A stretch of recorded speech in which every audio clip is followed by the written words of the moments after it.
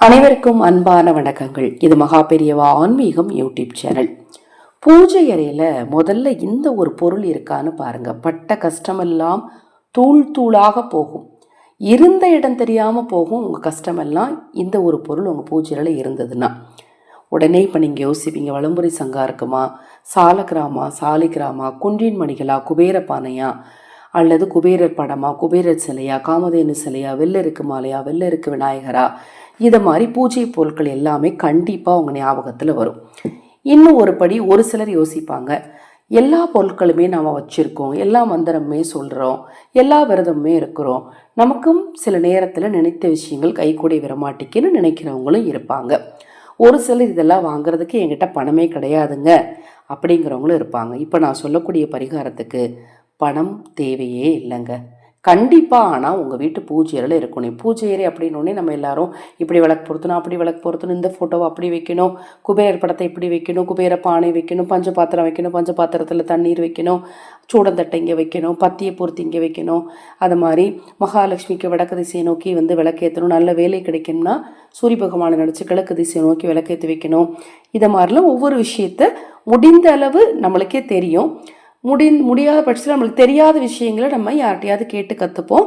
இல்லை யூடியூப் வாயிலாக நம்ம அதை உடனே சர்ச் பண்ணி அது எப்படி அதை என்ன செய்யலாம், எப்படி வழிபாடு செய்யணும், எப்படி பிரச்சனைகள் தீர்றதுக்கு வழிபாடு செய்யணுங்கிறத தேடி கண்டுபிடிச்சி அதற்கானதை செய்வோம்.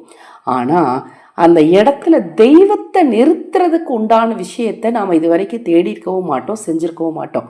ஒரு சிலர் செய்திருப்பீங்க, செய்யாதவங்க கண்டிப்பாக செய்யுங்க. பூஜையில் நீங்கள் எத்தனை படம், எவ்வளவு செலவு பண்ணி சிலைகள் வச்சுருந்தாலும் சரி, எவ்வளவு பெரிய பெரிய குபேர பாத்திரம், குபேர பானை, வலம்புரி சங்கன், எவ்வளோ பொருள் வச்சுருந்தாலும் சரி, எந்த ஒரு பொருள் இல்லைன்னா எந்த பிரயோஜனமே இல்லை. ஏன்னா அந்த இடத்துல தெய்வ சக்தி இருக்காது. தெய்வ சக்தியை வர வைப்பதற்கான ஒரு அற்புதமான பரிகாரத்தை தான் நான் இந்த பதிவில் சொல்ல போகிறேன். நான் போடக்கூடிய பதிவுகளில் உங்களுக்கு சந்தேகம் இருந்தால் வாட்ஸ்அப்பில் கேளுங்க. நான் சொல்லக்கூடிய விஷயங்கள் உங்களுக்கு பிடித்திருந்தது அப்படின்னா தவறாமல் லைக் பண்ணுங்கள். உங்களுடைய குலதெய்வத்தோட பேரை இந்த ஆடியோக்கு கீழே மறக்காமல் கமெண்ட் பண்ணுங்கள். பூஜை பொருட்கள் தேவைப்பட்டாலும் உங்கள் தனிப்பட்ட பிரச்சனைகளுக்கு பிரத்யேகமாக பரிகாரங்கள் செய்து கொள்ள விரும்பினாலும் அக்ஷய பாத்திரம் உணவளிக்கும் திட்டத்தின் மூலம் ஆதரவற்ற ஏழை குழந்தைகளுக்கும் முதியவர்களுக்கும் உணவளிக்க விரும்பினாலும் 9344692042 இந்த வாட்ஸ்அப் எண்ணுக்கு தொடர்பு கொள்ளுங்கள். நான் சொல்லக்கூடிய பொருள் என்ன அப்படின்னு பார்த்தீங்கன்னா, கலசம் வைக்கணும். பூஜை அறையில் குலதெய்வத்திற்கு நாம் செய்ய வேண்டிய விஷயங்களை செஞ்சாதான் மற்ற தெய்வங்கள் அங்கு வாசம் செய்யும். வேறு என்ன தெய்வமாக இருந்தாலும் சரி, அந்த தெய்வத்தோட அருளும் அனுக்கிரகமும் உங்களுக்கு வேணும் அப்படின்னா குலதெய்வத்தோட அருள் உங்களுக்கு வேணும். ஒரு வீட்டில் குலதெய்வத்தோட படமே இல்லைன்னா கூட பரவாயில்ல, குலதெய்வமே உங்களுக்கு தெரியலன்னா கூட பரவாயில்ல, மனதுக்குள்ள குலதெய்வத்தை நினச்சிட்டு நிறை சொம்பில் தண்ணீர் வச்சு, முடிஞ்சால் அதன் மீது தேங்காய் வச்சு, அந்த உங்களுடைய குலதெய்வம் பெண் தெய்வமாக இருந்தது அப்படின்னா பெண் தெய்வம் மாதிரி நீங்கள் அலங்காரம் பண்ணி மாவிளைகள் வெற்றிலைகள்லாம் வச்சு அலங்காரம் பண்ணி நீங்கள் கலசம் வைக்கலாம். ஆண் தெய்வமாக இருந்தால் ஆண் தெய்வ அலங்கார முறைப்படி அலங்காரம் பண்ணி கலசம் வைக்கலாம். எனக்கு அதெல்லாம் தெரியாதுங்க, முடியாதுங்க அப்படிங்கிறவங்க ஒரு நிறை சொம்பில் தண்ணீர் மட்டுமாவது வைங்க. தண்ணீர் வச்சு அதில் கொஞ்சமாக மஞ்சள் பொடி, பச்சை கற்பூரம் கொஞ்சம், ஏலக்காய் கொஞ்சம், கிராம்பு கொஞ்சம், துளசி இலை போட்டு, பஞ்சபாத்திரத்தில் தண்ணி வைக்கிறதுலாம் ரெண்டாவது, அது அதில் இருக்கட்டும். நிறை சொம்பில் தண்ணீர் வைக்கணும். குலதெய்வத்திற்கு நிறை சொம்பில், அந்த காலத்தில் கலச குடம் வச்சுருப்பாங்க, சின்ன குடம் வச்சு அந்த குடத்தில் தண்ணீர் வச்சு அதன் மீது தேங்காய் வச்சுருப்பாங்க. நிரந்தர கலசம் வைப்பதாக இருந்தாலும் நிரந்தர கலசம் வைக்கலாம். அது பார்த்தீங்க அப்படின்னா 6 மாதத்துக்கு ஒரு தடவை மாற்றிக்கலாம்.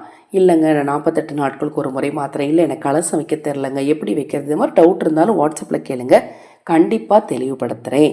பூஜை அறையில் கண்டிப்பாக நிறை சொம்பில் நீர் இருக்க வேண்டும். அதை நீங்கள் தினம்தோறும் மாற்றுங்க, அல்லது 3 நாளைக்கு ஒரு தடவை மாற்றுங்க, அல்லது 11 நாளைக்கு ஒரு தடவை மாற்றுங்க, அல்லது 21 நாளைக்கு ஒரு தடவை மாற்றுங்க. அது உங்களுடைய சூழ்நிலையை பொறுத்து மாற்றிக்கோங்க. ஆனால் தண்ணீர் இருக்கணும். அதுக்கான தண்ணீரை ரொம்ப நாள் விட்டு அந்த தண்ணீர் கெட்டு போகிற அளவுக்கு நீங்கள் வச்சுக்கக்கூடாது.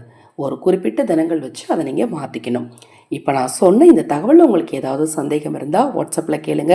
குலதெய்வத்தின் பரிபூரண அருள் இருந்தால் தான் மற்ற தெய்வங்களின் அருளும் அனுக்கிரகமும் உங்களுக்கு கிடைக்கும். குலதெய்வத்தோட பரிபூரண அருள் கிடைக்கணும்னா பூஜையில் கலச நீர் இருக்கணும். இது போன்ற எண்ணற்ற தகவல்களை தெரிந்து கொள்ள நமது சேனலை சப்ஸ்கிரைப் பண்ணிக்கோங்க. ஹரஹர சங்கர, ஜெய ஜெயசங்கர. மகா பெரியவா திருவடிப்பாதம். சரணம் சரணம். நல்லதே நடக்கட்டும்.